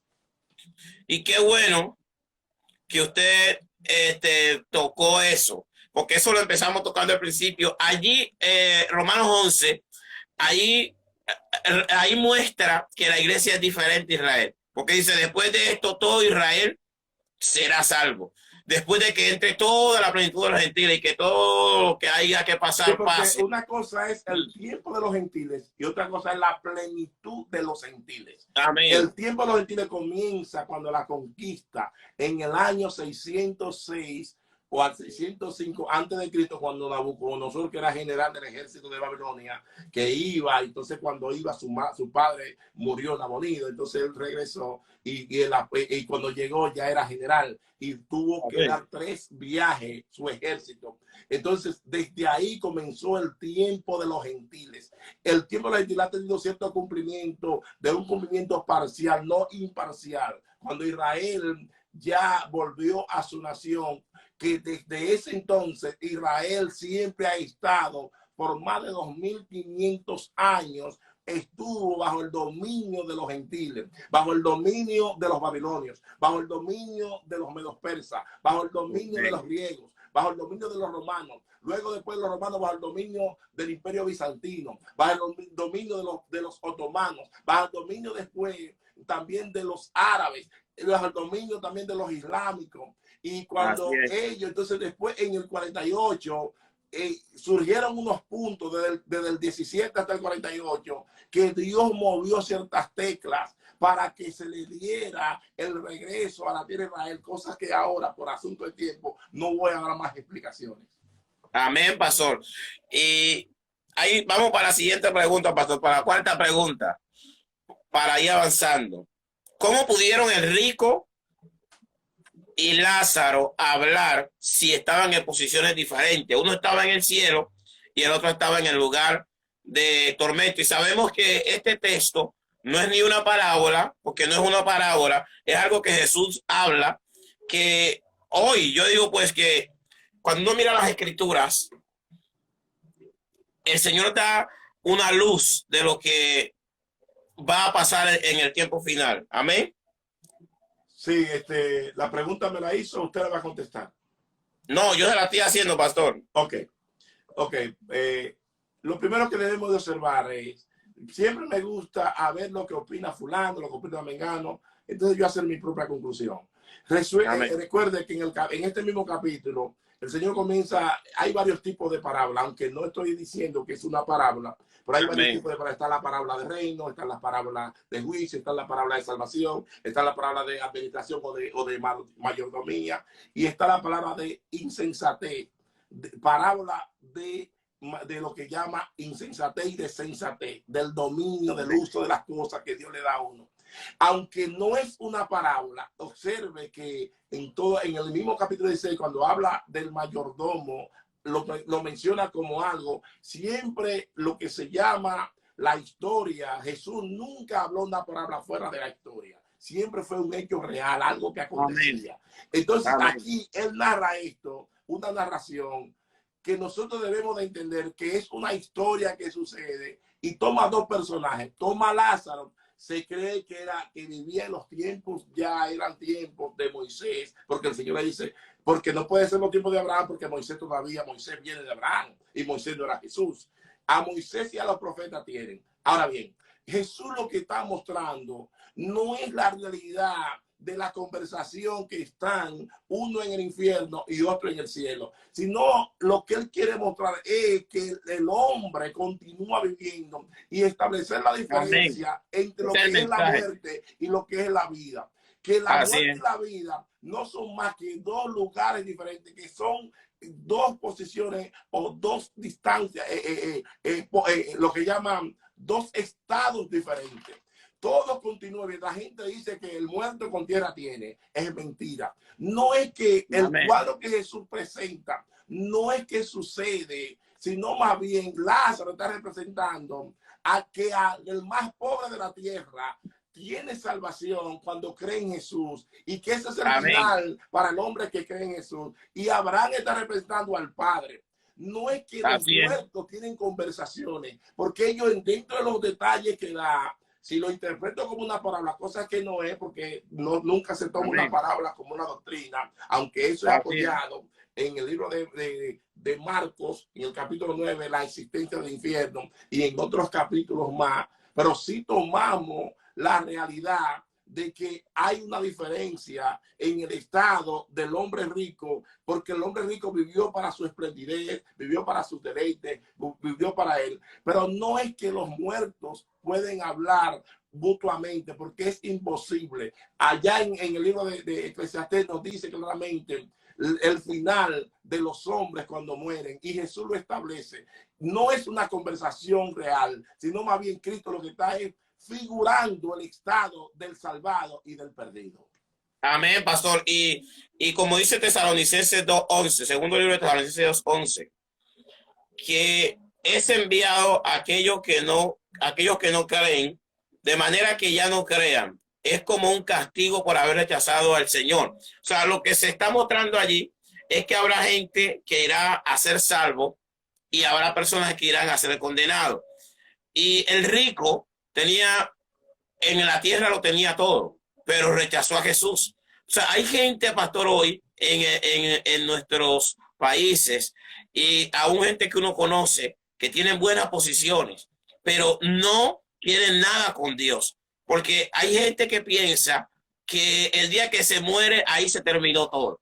Pero Jesús también nos está mostrando en el pasaje que hay una realidad después de esta. O sea, que hay algo que va a pasar después de esto. Hay alguien allí, pastor, que hace una pregunta, que si, pastor, todos los acontecimientos mencionados sobre las profecías que se aplican a los judíos o se aplican a los que se convierten al judaísmo. ¿Qué dice usted, pastor? Bueno, si sea, es importante, trasladando al contexto histórico, lo que habla, lo que hacían los prosélitos que se convertían al judaísmo. El judaísmo es una religión, pero el cristianismo no es una religión, sino más bien el cristianismo fue la representación de Cristo, que se le llama cristiano por primera vez en un lugar llamado Antioquía. Usted no tiene que ser judío para que se cumplan esas profecías. Usted lo que tiene que convertirse a Jesucristo. Cuando se convierte a Cristo, las profecías que están diseñadas para la iglesia, el cuerpo de Jesucristo, para la novia de Jesucristo, se van a cumplir en usted. Pero las profecías que están diseñadas para Israel se van a cumplir para los judíos. Y las profecías que están diseñadas para los incrédulos se van a cumplir para los incrédulos, para los augurios que hay o las predicciones que hay son buenas para que aquel que esté en Cristo. Es ahora que hay que buscarle Cristo, porque mañana yo no tengo que me corten un brazo, me quemen la mano, me torturen para yo reconocer a Cristo, donde ahora yo lo puedo hacer y lo estoy haciendo hasta con aire acondicionado. Así es, pastor. Bueno, hay gente que está ahí escribiendo alguna cosa. ¿Cómo dice que, porque yo sé que fue algo que escuchó de repente en algún video, que alguien que pregunta que si la fornicación en el punto de vista del reino no es pecado? Obvio que es pecado, todo lo que provenga de la carne. La misma Biblia dice que ni los fornicarios, ni los adúlteros, ni los ávaros, ni los que se echan con varones, ni los hechiceros heredarán el reino de Dios. Sí. Es pecado, obvio que es pecado. Por eso es que hoy, Pastor Amaury, lo que compartíamos unos días atrás, hay gente que está confundida. O sea, como un predicador le puede decir a la gente que no es pecado fornicar. Sí, ¿A qué está llevando a la gente? Oiga, ¿qué pasa, mi hermano? Lo que pasa es que los líderes liberales no le llaman a esos pecados y no le llaman que eso es una necesidad fisiológica. Entonces, es como tú ir al baño y hacer pipí, orinar o evacuar. Eso para ellos es eso. Y también le invito a él que lea la Gálatas capítulo 5 y el verso 23, primera de Corintios capítulo 6, verso 9 hasta el verso 11, que usted lo acaba de citar. Y se va a dar cuenta si los fornicarios van a heredar el reino de los cielos. Y también el mismo Mateo 19 dice a no ser salvo de fornicación. Es decir, que la fornicación, también nos damos cuenta que el mismo Israel fue desechado y nosotros nos dio la oportunidad, porque Israel fornicó espiritualmente y no quiso adorar a Dios. En otras palabras, adoró a otros dioses, porque la fornicación es vista de esa forma. Cuando uno como esposa o como novia de Jesucristo, nosotros nos vamos a adorar a otros dioses, el Señor nos mira como que nosotros hemos fornicado, le hemos sido infiel a Él. Pero cuando una persona es fiel a Cristo, cumpliendo en trabajo, en hechos, en obra, en creer, en testimonio, entonces la persona no es fornicadora, sino más bien que es fiel. La fornicación he visto como un pecado y un pecado capital. Dice Pablo que cualquier otro pecado está fuera del cuerpo y él nos manda que huigamos de la fornicación. Amén. Amén, pastor, porque ahí está claro, mi hermano, que es la pregunta. Obvio que la fornicación es pecado. Y la Biblia dice en Primera de Juan que hay pecados de muerte. Primera de Juan, por ahí 5, dice el apóstol Juan que hay pecados de muerte por los cuales él dice que no se oren. Y uno de los pecados de muerte es la fornicación y es la idolatría. Son pecados de muerte. Cuando uno empieza a estudiar las escrituras, nos damos cuenta que si hay algo que aborrece el Señor es la fornicación, porque el que fornica peca contra su cuerpo y peca contra el Señor. O sea, hay dos pecados ahí relacionados. ¿Qué es lo que pasa? Ha entrado, Pastor Amaury, un libertinaje muy fuerte. Y si la gente empieza a escuchar esto, porque hay gente que sabe que es malo, pero si empieza a escucharlo, lo justifica. No es que yo escuché a fulano y como fulano es famoso, escuché a fulano que eso no era pecado, entonces lo hice y lo está haciendo. Y eso acarrea condenación. Recuerde que la salvación No, y es muy es importante, individual. varón, disculpe, pero no quiero que traer confusión. Cuando tú eres Sí, idólatra o eres o eres fornicario, tú tienes la sí. oportunidad de pedir perdón y de arrepentirte, de Amén. arrepentirte, de pedir perdón. Pero si tú, el Señor te dice, deja eso una vez, deja eso 2 veces, deja eso 3 veces, deja eso hasta 500 veces, y tú sigues, entonces se convierte en un pecado de muerte. El Señor te dice, ni siquiera ore por eso. Porque Amén. Amén. cuando los pecados de muerte significa que tú eres un hombre que ha blasfemado contra el Espíritu Santo, porque el Espíritu Santo te quiere convencer quizá más de 1.000.000 de veces, y tú endureces tu corazón y no quieres obedecer al Espíritu Santo. Todo aquel que le da la espalda a Dios es porque hace rato, o al que Dios le da la espalda, es porque hace rato ellos le han dado la espalda a Dios. Por eso es que son pecados de muerte, porque ya Dios no pelea más con ellos, no contiende más con ellos. No es que Así la es, pastor. fornicación no tiene perdón, ni la idolatría, sino más bien que cuando usted persiste en hacer lo Amén. malo, entonces te puede convertir en un pecado de muerte. Sí, sí, sí, pastor. Sino que lo que pasa es que, ¿qué es lo que pasa? Hay gente que es residente en algo, lo que ustedes dicen, es residente, entonces lo hace y se le exhorta, pero llega un momento que el corazón se endurece y se entenebrece el corazón, donde no escucha razones de nadie. Ahí es donde se obstina la gente, se vuelve obstinado. Entonces, hoy, en medio de este tiempo, nosotros como cristianos tenemos que escudriñar las escrituras. Yo le he estado hablando a la iglesia, la cual estoy pastoreando, le estoy dando a la gente la importancia de escudriñar las escrituras. Porque si nosotros escudriñamos las escrituras, no es fácil que alguien venga y nos confunda. Cuando yo veo que hay tanta gente, Pastora Mauri, que aunque está en una iglesia, se confunde con todas estas cosas porque no está escudriñando las escrituras.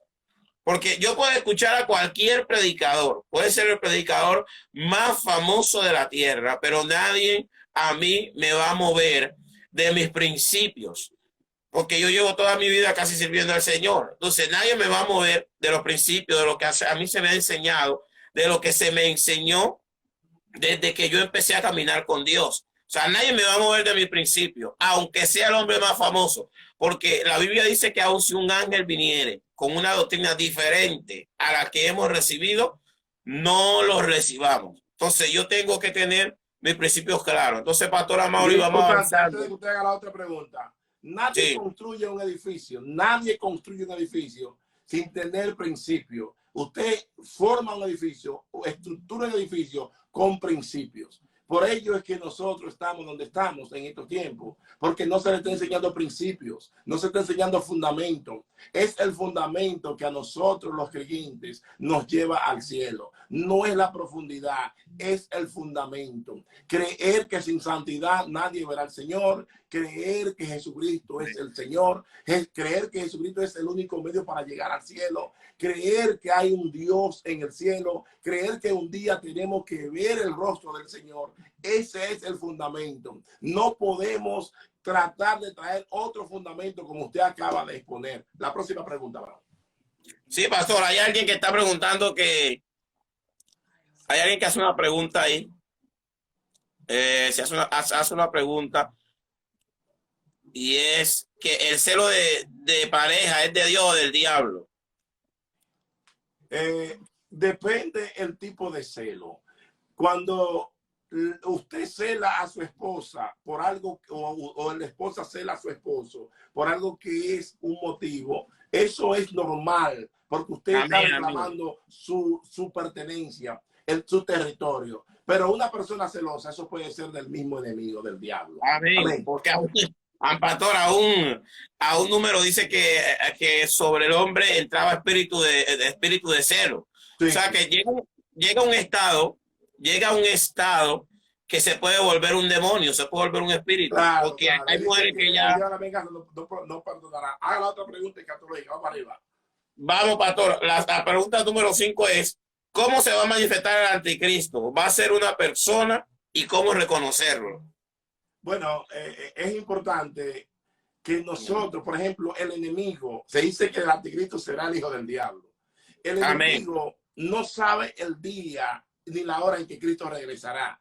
Si nosotros, volviendo otra vez atrás, si nosotros creemos en que Cristo en la segunda venida, yo puedo enumerar cuándo Cristo vendrá, porque él habla de que tan pronto se levante la persecución y la tribulación, dice que va a durar 7 años, entonces se va a manifestar, entonces yo le puedo poner fecha. Ahora, Satanás no sabe quién es ese personaje, el día ni la hora que Cristo regrese, pero Jesús sí lo sabe. Entonces, ese individuo, él tiene en cada etapa de la iglesia, en cada tiempo de la iglesia, él tiene un individuo para que tome la posición del anticristo. Algunos expertos en escatología, algunos escatólogos dicen que el anticristo será el hijo de Satanás. Creen que el anticristo en esos templos satánicos, de satanista, que tiene muchas sacerdotisas, muchas satanistas, que están al servicio y adoración a Satanás, ellos dicen, creen que esos satanistas van a tener coito y van a procrear, y que el enemigo se le entrará a uno de ellos, y él mismo, cuando se le entra, porque es lógico que no puede, porque un espíritu no puede procrear. Entonces, ese individuo lo van a dedicar al diablo, que se cree que ya está en la tierra. Hay quienes han acuñado que Joseph Smith, que Joseph Stalin era el anticristo, que Hitler era el anticristo, que Saddam Hussein era el anticristo, que Henry Kissinger era el anticristo, que Napoleón era el anticristo, que Benito Mussolini era el anticristo, que Francisco Franco era el anticristo. Los grandes líderes de la historia y los grandes genocidas de la historia, muchos han creído en el anticristo, que ahí es que está el problema de los postmilenaristas, que tienen que señalar a un hombre que es el anticristo, porque lo señalan para establecer y mostrar de que no creen en el rapto, sino que creen en la segunda venida de Cristo, y de esa forma señalan cosas que dice que es inicuo, cuyo advenimiento es por obra de Satanás. Entonces, notamos que en 2 Tesalonicenses capítulo 2, del 1 al 12, que el anticristo ya está en acción, su misterio. Así es. Ahora, la persona del anticristo, si tú eres iglesia y yo soy iglesia, no lo veremos. Preocúpate por la persona de Jesús, que ese es el que esperamos, no al anticristo. Amén, pastor, amén. Yo hoy en la iglesia me predicaron, hermano, de eso, le decía a la iglesia, hay que prepararse para la venida de Cristo, porque si Cristo viene y el anticristo se manifiesta, ya la iglesia no va a estar. Entonces nuestra preocupación es estar preparado para la venida de Cristo. Ahora, sabemos, hay gente que dice que el anticristo puede venir de la tribu de Dan, por lo que la Biblia dice que Dan, serpiente torturosa, iba a ser. Y yo creo, pastor, bueno, en la posición mía, yo creo que el anticristo tiene que ser un judío.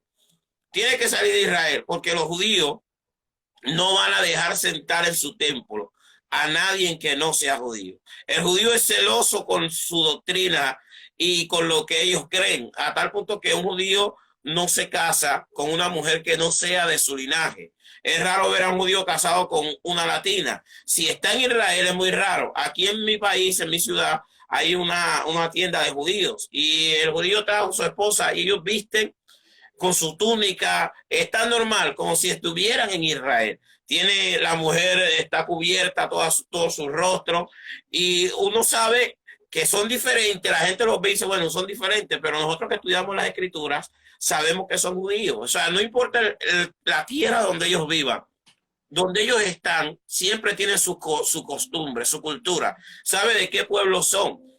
Pueden estar en Colombia y nosotros como colombianos tenemos nuestra cultura, nuestras comidas. Pero ellos, aunque vivan en Colombia, llevan a Israel dentro. Donde quiera que estén, comen como si estuvieran en Israel. Visten como si estuvieran en Israel.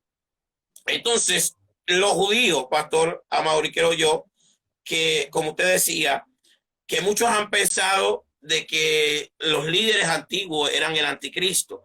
Pero yo creo que el anticristo se tiene que manifestar de Israel. Tiene que salir entre los judíos. Déjeme interrumpirlo y discúlpeme. Nosotros siempre es importante mirar la luz de la escritura, ir a la escritura. En capítulo 11 del libro de Daniel dice que del Dios de sus padres no se acordará.